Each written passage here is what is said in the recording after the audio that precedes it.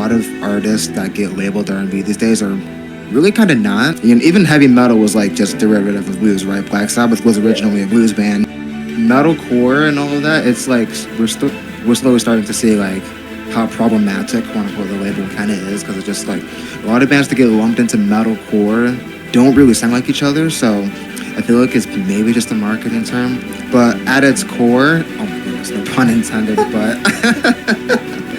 but historically, metalcore is just hardcore, like 90s hardcore combined with like metal, right? But even if you could sound just like Polyphia, let's just say you achieve that, but what makes me want to listen to your music over Polyphia?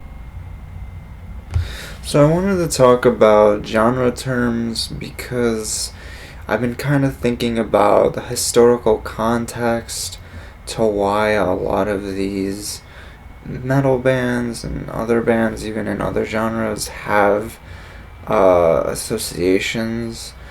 Like, specifically, like why Pantera is called groove metal, or why Megadeth, Metallica, Slayer, they're considered thrash bands, or why a band like Meshuggah or Animals as Leaders is, Meshuggah more specifically is considered a gent. This topic is very interesting to me, even in other genres like jazz, where there's kind of more of a theory reason why something is called like modal jazz or bebop, because they explore different ways of a musician expressing themselves. I wanted to talk to my friend Troy about his opinions. I know he's pretty knowledgeable about different music genres, especially metal. So I guess I will talk to him about that. Okay, so I wanted to ask you about different genre terms and I guess their historical context, like thrash or gent or groove metal, or, we can also extend the conversation to jazz or pop or rock, because I know you listen to those as well. So I was just wondering if you could kind of give me an overview and your opinion about it, like given the context of Rick Beato's video on like yacht rock, and I guess how that term is specifically offensive, or even like jazz manouche or something like that, for instance. Yeah, there is a bit of a historical context on a number of genre labels, many of which may have just been a marketing term, like grunge or the big four of thrash, right? That kind of stuff. As far as like jazz manouche, which is a term that's kind of been catching on because everyone's like, oh yeah, gypsy is a slur, so we can't say, gypsy jazz, so we say jazz manouche. That's just something I've heard from players such as Matteo Mancuso. I'm not entirely sure of the origin of that term, Mm-hmm. but and I'll be honest, I'm not entirely familiar with the term yacht rock either, but these days, because genres are continually evolving and they always change over time. Like R&B is definitely not what it meant to be, right? A lot of artists that get labeled R&B these days are really kind of not, which may be a hot take. I'm not saying that music is bad or anything. My opinion of an artist's music is completely independent of this point that I'm making, just to be clear. Mm-hmm. But it's just an idea of just like, because originally, if you look at like history as far as like what R&B came to be, it was originally called Race Records, right? I know a content creator named Cameron Suzanne has a whole breakdown, a video that breaks down all of where that came from and all of that. So you can check her out if you want more information on that. Mm-hmm. But it was basically just music labeled towards Black people or Black Americans, African Americans, whatever you call it, right? So. Mm-hmm. And then, but people were just like, that's kind of a problem. So we kind of just switched over to R&B or rhythm and blues. And in my opinion, today we hear a lot of rhythm, right? But the I'm blues definitely is not hearing. the blues. Yeah, I'm not. I'm not. I don't hear Drake doing that like Elvis type of. Yeah, the whole melismatic riffing with like the minor pentatonic, right? Yeah. So yeah, or like the flat five, right? So that's kind of coming and going depending on the style. And even heavy metal was like just derivative of blues, right? Black Sabbath was originally a blues band. Most people know the history of that. Mm-hmm. If you take like more modern bands, especially like the death metal bands, or even like the more hardcore stuff that may take metal influence, right? Hmm. You're kind of not really hearing like, well, you might hear the flat five, but it's not in like a bluesy context over like, the 4 and 5 chords. It's pretty much just, oh yeah, let's make it more dissonant. I was Just, also make it yeah. heavier, right? I Go ahead. also wanted to get your opinion, like, cause we both know that like, Black Sabbath like started as a blues band, but like, you know how like a lot of like blues singers back in the day kind of sang about like dark themes. I mean, you can correct me if I'm wrong, but Dark themes, that's kind of an umbrella term, but yeah, like oppression, the darker things like that, things that they may have experienced because it was a different time to be alive back then. So yeah, a lot of the lyricism is rooted in that. Yeah, certainly. do you think there's a similarity between metal lyrics and uh, I guess blues 1 second. lyrics? Metalcore and all of that, it's like we're slowly starting to see like how problematic quote unquote the label kind of is because it's just like a lot of bands that get lumped into metalcore don't really sound like each other. So I feel like it's maybe just a marketing term, but at its core, oh my goodness, no pun intended, but but historically, metalcore is just hardcore, like '90s hardcore combined with like metal, right? We have certain bands that really exemplify that. I think Dillinger Escape Plan is one of them. It really does like that kind of thing because hardcore is really accentuated by like extreme sudden tempo changes, like a bit of that slam thing that a band like Suffocation has spawned. A Dillinger Escape Plan, from what I know, played in standard tuning, I'm pretty sure, but they did like the fourth thing, and the bass would like take care of like the low end. But we see like Knocked Loose kind of bringing back that fourth sound, the dissonance thing, but they Yeah. have like loads, a bigger wall of sound with the chorus delay and the distortion and all those effects that Isaac Hale has talked about, right? But Wait. So metalcore these days, sorry. go ahead, go ahead. Oh, I was just gonna ask because you said they're bringing back the fourth sound. Is that like the dissonant thing that people say like, oh, it's from the Middle Ages because it means the devil or whatever? Like, No, that's the tritone, yeah, the tritone. which is not true, by the way. Yeah, I know, like, but we all know that, like, doesn't the tritone, like, it includes the fourth interval that's flattened, right? Or is that, am I just Uh, blanking out? The tritone, Oh, so the name it might be flattened fifth. Sorry. the flat fifth or the augmented fourth, yeah. Yeah, sorry. That Yeah. was. It's all good, yeah. But we call it a tritone because there's three whole steps in between. But yeah, technically you can call it an augmented fourth or diminished fifth. So Yeah. yeah. Yeah. But But, a lot of Knock metalcore Loose these uses that, days, right? Or. Noctilus will do the tritone sometimes. Yeah. If you, I've showed you suffocate, right? So when you when they do the interesting reggaeton breakdown, the tempo beat, right? The whole riff part is just the tritones, and they move it. Then the whole riff, especially near the end, is got like the tritones over there. So you have the root, the diminished fifth, the tritone interval, and then the octave on top. So it's all of that there. Yeah. It's really crunchy, so on a first listen, it's not the most obvious, but that's part of like the whole dissonant thing. But the whole style is you could play a bunch of crunchy notes together because it's really just more like a sound and atmosphere. So that's kind of what they're going for. Yeah. I will say though, with like a lot of like nowadays, because we have like a lot of metalcore bands. Mm-hmm. Metal itself is like kind of a problematic label because saying metal is like not just enough, right? But we have the like we'll take like Spirit Box, right, or Electric Callboy, Bring Me the Horizon, some bands like that. They're just like this is metalcore because for whatever reason they say, whether it's because they have pop influences or whatever their reasoning is, whether it's I thought, rooted in elitism or not. But I thought go Electric ahead. Callboy was considered a metal band. Like a. Um, Like People have been before. calling them partycore for a long time now. Uh, Like like ever since like before like they blew up with Hyper Hype. People have been calling them that since like 2015 or something. yeah. But like since they had their old singer, what was his name? Sushi, I think. Yeah. Nice name. Um.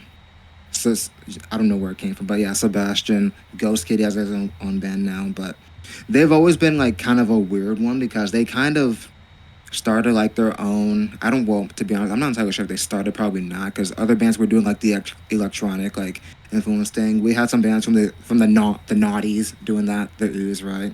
but many of those bands were a bit more heavy on rap rather than like the electronic thing. Mm-hmm. Even though rap and EDM are not so distant, are not are not so distant of a genre because they're both like produced genres that rely on a computer, right? So Yeah. they're really not that different, and that's kind of just like things like that. It's like, why do we really need labels so as apart from like a marketing thing? Because most genres you can pretty much just change one or two things and it's suddenly something else. Yeah, that's what I don't understand because like nobody sounds like Pantera, so why call them? Why make a whole new another genre called groove metal if it only encompasses like two bands? That's what I don't understand. Like, Yeah, and really groove melodies is just like, oh yeah, we're just gent. I don't know. yeah. And then you get like these celebrities that kind of like almost like try to start like rage baiting by saying, "Oh yeah, Pantera invented gent or whatever." Oh my god. I mean, Polyphia was considered a gent band at some point, even though they were playing in drop D forever. Weren't they a death metal band? Technical death metal band? That too, Yeah. yeah. They were definitely heavier back Yeah. then. Well, I see. Like, whenever someone tries to say like, "Oh, Polyphia is just math rock," I just like, okay, dude. Like, they're just their own thing. They're not. They don't have Yeah. anything that like is even related to math rock. You know, in my Math rock is also a problematic label because it's like, oh yeah, they're math rock because they're playing at 5/4, 7/4. But nobody calls Meshuggah a math rock band. Well, to be fair, Meshuggah does write in 4/4. yeah, But nobody. Polyphia also Yeah, pretty much only sticks to 4/4. How are they a math rock band if the whole thing is about playing in 3/4 and 5/8 and 71/92 and something like that? Right? Weird numbers, sometimes even irrational crap because you're doing math to write the music, right? and it's But at the also same time, just it's like, like then isn't everything math? it's also just like Because music is Yeah. math. It's also just like Polyphia. They use like I mean I like rock to me. When somebody says rock, I don't think of really like because I think of metal as way more distorted than rock. So like Polyphia, they use like I'm pretty sure even on the latest shit like Chameleon, was that the name of the song or how's it pronounced? Chimera. Or something that like where Scott was using eight strings like that low kind of gent type of riff. Yeah, Chimera. Yeah, Yeah. so, It's the last song on the album, I think. yeah. That to me is not like math rock when I think of when I think of math rock I think of like Yvette Young or something.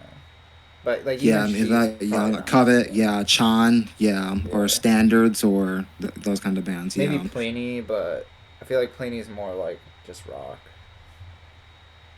Plenty is kind of hard, to be Really? honest, Yeah. because I know, like, I guess he gets kind of mathy in a sense because a lot of his style is like using like rhythms and beats based on fives. Like he does a lot of like five groupings. Yeah. So I guess that's kind of mathy in a sense, but Plenty is also kind of like a wild card too. It's kind of hard to just And if you're pigeonhole him to like endorsed by one thing. Strandberg, you're pretty much a progressive person. I mean, You're everything, yeah. yeah. Well, Yeah, I don't. yeah. Stramberg really applies to really caters to those people who are interested in many things, or it's like anything kind of goes with them, right? So Pretty sure because I've hasn't there been a country player that's been endorsed by Strandberg because they do have a country guitar like Telly kind of model. I'm not um sure. I'm not an expert on the whole country scene. a country player. I mean, I know some players who dabble in country. I know Danish Pete does country a little bit. I think Dylan Reevy from Seta Guitar can play a little bit of country, but I don't know anyone off the top of my head that is strictly or mostly like country is like their specialty. Not off the top of my Yeah, head, anyway. country's like it's kind of the vocabulary is just super difficult. It's definitely not. It's kind of just something you either grew up playing or you didn't. Yeah, or you like spend many hours practicing it. It's really not. You can't just like walk in. Like you can walk in and be like, if you know the pentatonic scale, at least you can somewhat play the blues. But you can't. Like you need a Yeah. lot of country vocab to play it. Yeah, because country is like really reliant on like your right hand technique with like, if you play like banjo or something or you look at that kind of thing, Yeah. yeah. Or It's not just something that you can kind of just fake or BS or like do a cliche and get away with it, right? So yeah, yeah. Um, but definitely like I know Beyonce wasn't she? She was put on a country like like she was put on the country thing. Like she made a country song. I think Her latest I didn't was listen to doing it. like some country stuff. Yeah. Yeah, a bit of like the instrumentation and I guess some of the lyricism and vocals. Everybody's Um, doing country now. Like Post Malone now is also like kind of country. yeah, this is why there was everyone was like country's on the rise now because like the guitar is the most popular instrument now. But based on like some Billboard stats or whatever, the hip hop and trap thing was like dying out because it wasn't appearing on the charts anymore. I don't know. I will But in my say opinion, it's kind of just yeah. I was not a big fan of the little Nas X Old Town Road thing. I hated that song. I did not like that. It was interesting to put it simply. It was interesting, but not my cup of tea. Yeah, well, a lot of country these days is just like it's basically just putting a pop twist on it. I don't know. Some people say that country music is just pop with a twang. Say whatever you want about it, but it's like I know my clarinet teacher was like, "Oh yeah, the new Beyonce album's like pretty good," and I'm like, "Okay, I don't really listen to Beyonce, but I'll check it out." And it's like, "All right, I guess I can see the appeal. Probably not going to listen to this again though, but that's my opinion." Yeah, Beyonce doesn't really stand out to me, honestly. I mean, she's a hell of a singer. Don't get me wrong, but Yeah, I mean, yeah, she doesn't particularly scratch my itch. definitely. Um, I definitely do think like if Polyphia does do a new album, should do like it would be kind of cool to listen to them if they could do like folk music and kind of incorporate that. But I don't know. I really don't know because like I'm kind of like tired of hearing this like the same type of like every guitarist is doing the fucking mime and then like put it over a trap beat and then like punch in notes and then like film myself doing it over a rap beat and then like say like oh look I'm Polyphia or whatever like I don't know. Yeah. I mean, whether or not they're doing the miming, but like, yeah, I feel like the whole let's play guitar over trap beats thing is like slowly like kind of fading out. Although maybe it's just my feed, but yeah, we definitely had like a huge influx of that because of COVID and everything. So Tim Henson really knew what he was doing during the lockdown. I He will has his say influence. He's made his mark. I will say if you're a guitarist and you're interested in that whole hip hop trap thing, at least make like if at least like you can do all the editing and stuff like that, but at least make the song good because like say what people say what they want about like Polyphia and Unprocessed, but some of their songs are really good. Like Candyland by Unprocessed. That song is like that Yeah, song I'm is still bummed out that they didn't release that song on an album. It's just pretty much a single. yeah, but that song is like a solid 10 out of my in my opinion at least. But It's a really good song. There was some things that's like I could use a little more of this, but it's a really good song. yeah. What was I about to say? But yeah, the whole editing thing. I mean, like I've mentioned before, hip hop and EDM because Polyphia does a bit of electronic stuff too. It's like more computer heavy genres. So from a certain standpoint, it makes sense and like why they were like punching those in because like hip hop and all that is really about like the perfection, which may or may not come to fruition when it comes to playing in a live setting. I know, at least in the past, a lot of people have voiced disappointment in like Polyphia's like live aesthetic. I mean, they write hard music, so you're not just going to be Yeah. perfect all the time, unless you're like a Jason Richardson or an Aaron Marshall. You don't fracking know it live, right? But Polyphia is like one of those things that like if I want to play like anything they write, it'll just be hard because like I just like it's so hard to like make every note sound clear and like on time. You yeah, know? it really just depends on like the whole writing process, right? Because Tim like will write on like MIDI keyboards and then play it on guitar. Because I feel like when you have a lot of these like more modern guitarists, not all of them, but many of them, they're probably like more composers slash songwriters first. Then, oh yeah, I'm going to improvise over this section of the song. You get some people who are kind of like a mix of both, like Nick Johnston, one of my Yeah. favorite players, Oh hell yeah, of an Nick improviser, Johnson. but definitely prioritizes the writing. Yeah, Nick Johnson's music like he's like a very good improviser, but like his songwriting I think is also unique because like it's interesting to listen to, whereas like you'll have like the best like improvisers like Tom Quayle or Jack Gardner or Matteo Mancuso, and their songwriting is okay, but it could be a lot better in my opinion. But their improv is like 10 out of 10. Like, Yeah, because yeah, they do more improv than songwriting, so it really just like again depends on what you focus your attention to, what you put your time into. Because songwriting is its own craft, improvisation or freestyling, right? If you're a rapper or something, is its own craft. Production is its own craft. So you get some people who are kind of like a jack of all trades.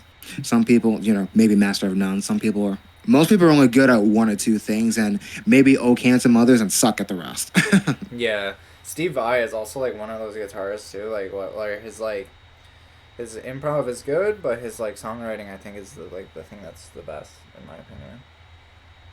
Yeah, so and that's just what makes artists stand out. It's like you like some things about them, and others just like okay, and that's how some artists find their niche. When it comes to like labels and everything, it's really just okay. Well, what is like the niche? Like, why do you like certain genres, right? Because nearly every genre kind of has its own cliches. So whether they may be generic, but that's kind of like what it's part of what makes it, right? So that's why some people are gravitate towards other genres than others, right? So maybe you like a lot of improvisation, so you'd be drawn to like jazz fusion, that kind of thing, or you just like the slam and kick ass, so you listen to bands like Knocked Loose, right? Yeah. So yeah. Well, like I feel like some like jazz players like their improv is great, but like unless you have that head, uh, I'm not talking about that kind of head. I'm talking about the melody type of head. Unless you have I knew you were that, gonna like, say that. unless you can give that kind of head, that's really powerful. I'm probably gonna clip that out, but yeah, it's not going to work too well. Yeah, unless it has like a really good like head chart, like in the chart, like that's the line that is glues the song together. Because a lot of jazz is just like you take the head in, you take the solos, you take the head out. So unless that's Yeah. like that kind of thing, if you have that, then it's like yeah, it's kind of whatever. I know like in like the 60s or 70s, like people kind of want like the more simple kind of stuff. So you have people like Herbie Hancock writing more simple, has like Watermelon Man and all of that. If I have to hear Watermelon Man again, it's one of those tunes, right? Yeah, And I or if you feel have a like song like Birdland, which doesn't really have improv, but it's like one of the most overplayed fusion songs, right? So Horace Silver's song for my father. Like, I mean, it's not like, in my opinion, it's not like as great as Take Five or whatever. But like a good jazz piece has like a very good like beginning melody, in my opinion. yeah, Like, which basically every Charlie Parker tune has like a very good melody at the beginning, and I think he pretty much used some of his improv lines as like melodies later on. yeah, and Yeah. that's a lot of the best improvisers will use part of the melody or fragment of the melody like during the solo. So it's like you have something to latch on to. It's like, oh yeah, I remember that, right? Because jazz, a lot of jazz motifs are like very more rhythmic, and the better players also have like melodic, right? Kind of like combine both. Like Charlie Parker in my head is like very rhythmic and melodic. It's like even when you have like different notes, like oh yeah, I remember that rhythm from before. Like that melody sounds familiar. So you're taking things here and there, and you're putting your own twist on them each time. So you're basically composing in real time. That's what jazz is. Yeah.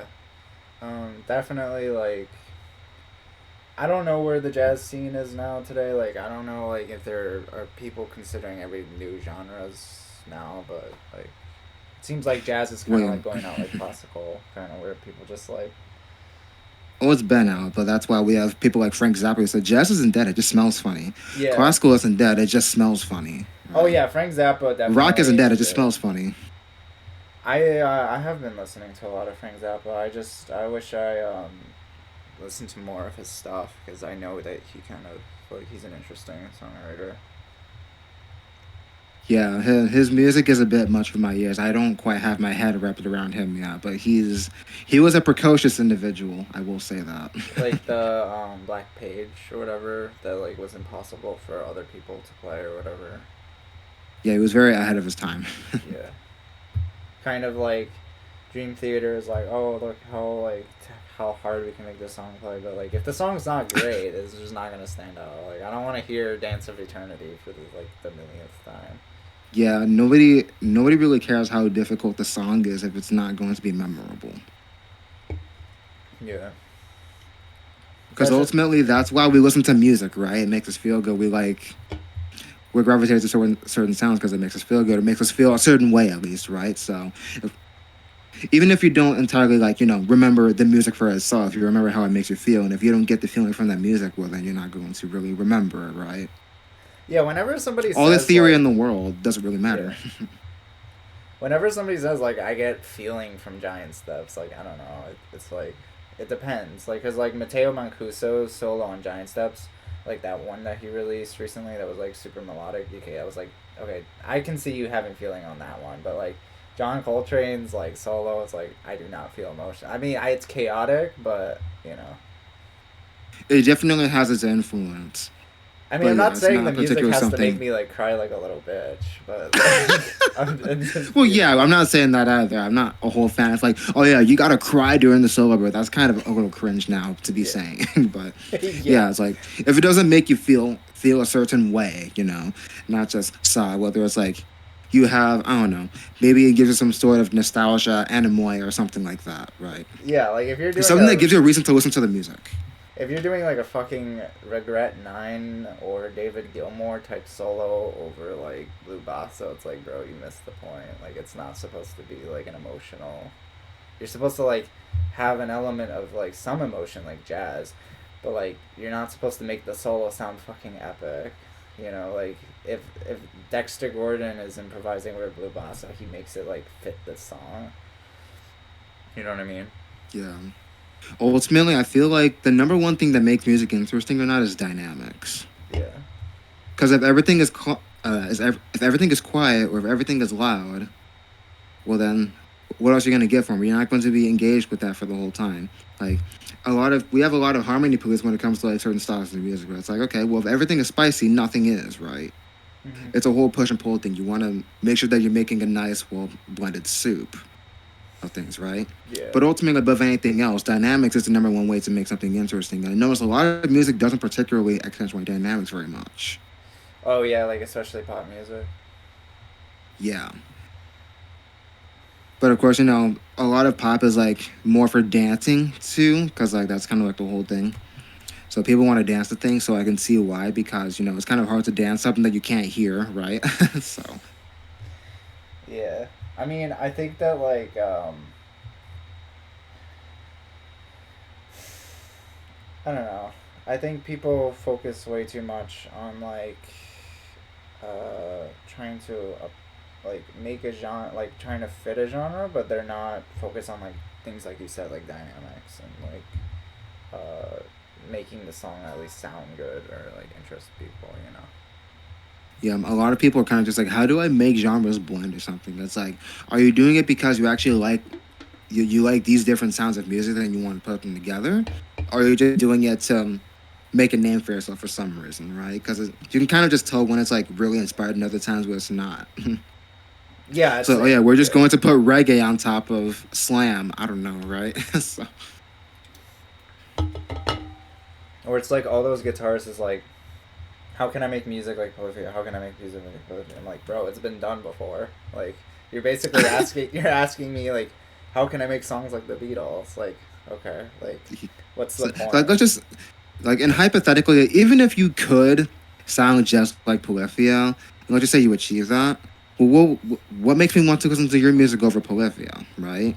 Yeah, Unless you exactly. write some really unique songs. But most of the time, it's like, okay, oh yeah, let's bring back '80s thrash. It's like, I mean, sure, yeah, that was a funny thing too, humor for a second. But ultimately, am I going to want to listen to your stuff over the Big Four or Testament, Overkill, that stuff, right? Yeah, it's like Think about that for a second. unless you can make your music have character and have do something like not necessarily like you don't have to fucking like discover a whole like time signature like weird like I don't know whatever you don't have to discover something new, but at least give your own twist on it. Like, yeah, that's just kind of like my opinion.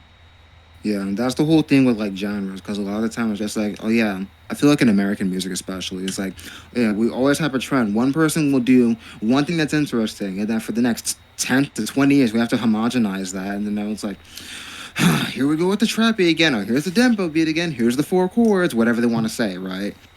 So it's just like don't follow the trend if you want your music to stand out. Yeah, it's Like you like can borrow things that you like, but be inspired. Don't just do it because you want to hop on the wagon.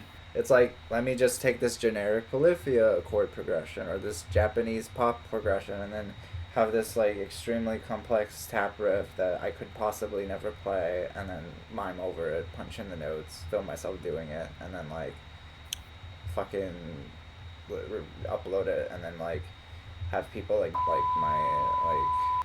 my riff and then like I don't know. Then like what's the achievement, you know? It's like what is it's like what matters more to you, right? What's more important to you, right? Yeah. Are you doing it because you like the music you're writing, or is it for some other ulterior motive? Yeah. Just something that musicians, songwriters, composers, whatever, really need to ask themselves. It's like, are you trying to like I don't know, it's I mean at the end of the day there's nothing wrong with like wanting fame and fortune, I guess, but like music's like one of those things like where it's that doesn't come easily. You kind of have to touch people's like hearts, you know. I mean, Did I hear that correctly? yeah. Well, you have to touch Oh my people, god. like not in that way, bro. I'm messing with you, but yeah, you have to really, you have to really open the gate to their heart if you want to speak to people, Yeah. right? If you want to be known for music anyway, because nowadays it's kind of just like a whole marketing thing. We have a lot of musicians that are kind of going like the CEO route, right? Yeah. There's videos on that. I'm not going to delve into that, but yeah, some you can tell when some people are like artists first, and others are just like, oh yeah, the music may just be a marketing thing for I don't know my clothing line. I don't know. Again, not to knock people who do that because people have to make their bread and put food on their table, right? But Yeah. But I do think like in terms of like I don't know, like I feel as though genre and being like at the same time like you can find like a clone of Cardi B, for instance, in any like hip hop, and they're doing just fine, and people like their music. So there is a market for being a clone. yeah, it really just depends on what market you tap In fact, it into. might be the easiest to be a clone. Like it's easier to like clone Polyphia than it is to like do something different. Yeah, and yeah, there is that argument too. It might be easier to like start off as a clone and then maybe do your own thing later on. I mean, Beethoven was known as a Mozart clone in his earlier years before he started, being Beethoven, whatever that means, right? Yeah, beat oven. So some people have to do that. Some people have to do it that way. Yeah, I mean, I definitely like you know Picasso was relatively like as an artist he was kind of like whatever, but like he was like, but then he like had to do his own thing, like had to make this like outrageous like I guess cubism style, and that attracted to people or whatever. But yeah, Yeah, I think we pretty much covered what we wanted to say. But thank you yeah, so I much. think so. Yeah. Yeah.